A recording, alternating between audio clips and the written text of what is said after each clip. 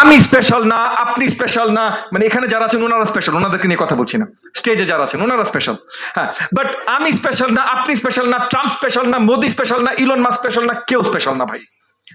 যে যতখানি কাজ করেছে এবং যতখানি অপরচুনিটি সাহস করে গ্র্যাব করেছে, কারণ অনেক সময় আছে ভাই আপনি অনেক কাজ করবেন, সুযোগ আসবে, আপনি ভয় পেয়ে সুযোগটা নেবেন না।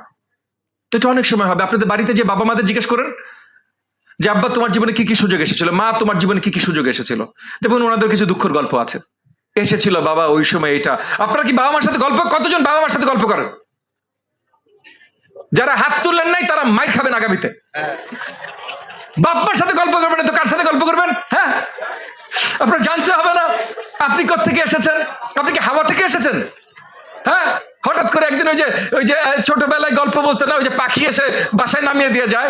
এখন তো আপনারা জানেন ভাই পাখি এসে বাসায় নামাই দেওয়া যায় না, এটা জানেন তো? ঠিক আছে, তো আপনার উৎপত্তি আপনার বাবা মা থেকে। আপনার বাবা মা সম্বন্ধে না জানলে আপনি নিজের সম্বন্ধে কি জানেন? সো বাবা মার সাথে বেশি করে গল্প করবেন। আমি জানি কয়েকজন বলেছে ভয় লাগে, কয়েকজন এখানে বলেছে ভয় লাগে। ঠিক আছে ভাই, আপনি সহযোগিতা করেন না, আপনি দেখেন গিয়ে বাবা মাকে যে যদি সঠিকভাবে জিজ্ঞেস করেন দেখবেন তাদের একটু ভয় লাগে। তারা ভয় পায় যে আপনি তাকে কিভাবে জাজ করবেন, কারণ প্রত্যেকটা বাবা প্রত্যেকটা মা তার সন্তানের চোখে বড় জায়গায় থাকতে চায়। তারাও কিন্তু আপনাদের একটু ভয় পায়। আপনারা তাদের ভয় পান, বকা দিবে, একটু আদর করে একটু চড়থাপ্পড় দিয়ে দিতে পারে, সরি কিন্তু তারাও কিন্তু ভয় পায় যে আপনি তাদেরকে কিভাবে জাজ করবেন। বুঝতে পারছেন?